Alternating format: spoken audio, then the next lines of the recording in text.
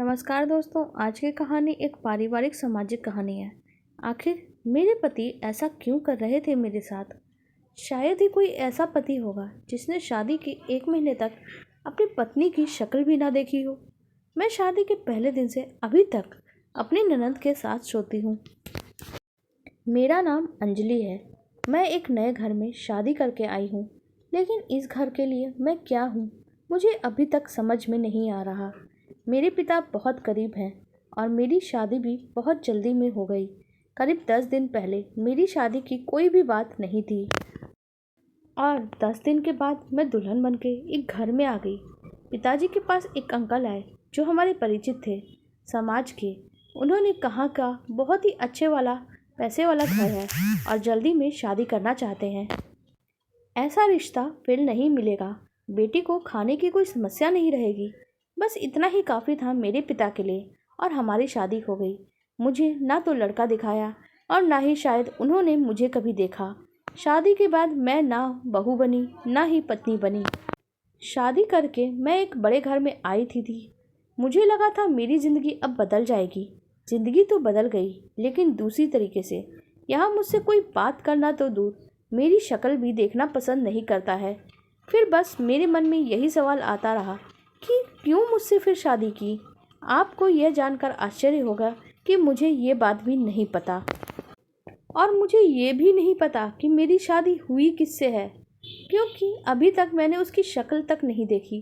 वो घर में रहते ही नहीं थे, काम के सिलसिले में बाहर ही रहते थे। मैं अपने ननद के कमरे में सोती हूँ, वो भी एक कोने में नीचे। मेरी ननद भी मुझे अपने कमरे में नहीं रखना चाहती थी। मेरी सास ने कहा कि किचन में नौकरानी सोती है, इसलिए मुझे ननद के कमरे में एक कोने की जगह दे दी गई है। मेरी ननद मेरे साथ ऐसा व्यवहार करती जैसे कि मैं कोई नौकरानी हूँ। बात बात पर मुझ पे चिल्लाते रहे। कमरे में आती ही कहती, वही रह कोने में, आगे मत आ जाया कर।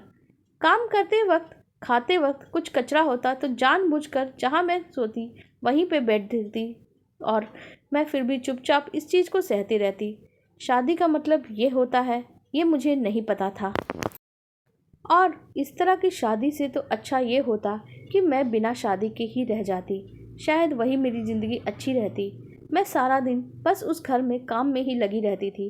घर बहुत बड़ा था, लेकिन यहाँ के लोगों का दिल बहुत ही छोटा था।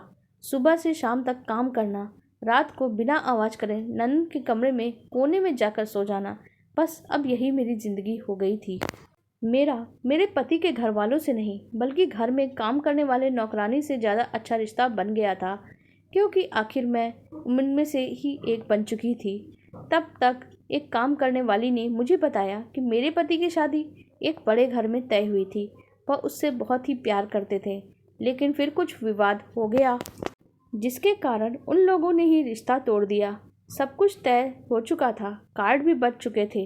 तो फिर घर वालों और मेरे पति ने जिद में आके उसी समय और उसी तारीख पे शादी करनी थी उन्हें बताने के लिए। अब मुझे ये तो पता चल गया था कि शादी क्यों की थी, लेकिन मुझसे पहले कई और लड़कियों को पूछा गया था, लेकिन इस तरह की शादी के लिए कोई तैयार नहीं हुआ।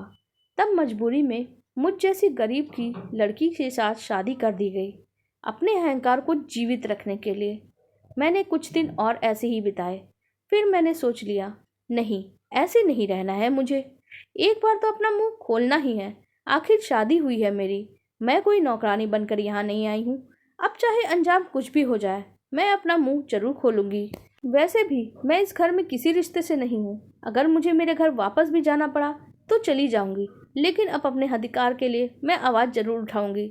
उनके आने का जब तक समय नहीं होता था, बहुत दिनों के बाद आज वो घर पे आ चुके थे और खाना खाने वो अपने कमरे में जाने वाले थे। मैं खुद खाना लेकर उनके कमरे में गई। पहली बार था जब मैं उन्हें इतने पास से देख पा रही थी। उन्होंने तो मेरी तरफ देखा भी नहीं। उन्होंने कहा, खाना टेबल पे रख दो। मैंने खाना टेबल पे रखा और उसके बाद मैं उनके ठीक सामने रखी हुई कुर्सी पे बैठ गई। वह एकदम से गुस्सा हो गए। कौन हो तुम और यहाँ किस अधिकार से बैठ गई?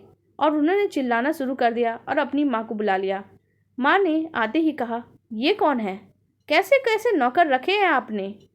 उनकी माँ बोली, यहाँ क्या कर रही हो तुम? मैंने कहा, क्यों?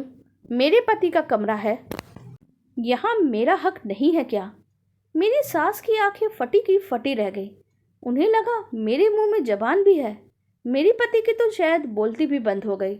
मेरे मुंह से यह सुनते ही मेरी सास वहाँ से चली गई। मेरे पति बोले, उस समय जो हमने किया, जल्दबाजी में हमें अपनी इज्जत बचाने के लिए शादी करना ही था। मैंने कहा, शादी का मतलब आपको पता भी है। उस दिन के बाद आज आप मुझे देख रहे हो और मैं यहाँ आपके सामने आई तब आप तो मुझे नौकरानी समझ रहे थे। मुझे किसी सामान की तरह खरीद के लाए हैं, ऐसा लग रहा है। आप होंगे अमीर, लेकिन आपके पास दिल नहीं है। आपको पता भी है कि मैं सोती कहाँ हूँ, करती क्या हूँ, मेरे साथ व्यवहार कैसा होता है। खरीद कर नहीं लाई गई थी मैं आपके घर में, शादी हुई थी आपसे मेरी।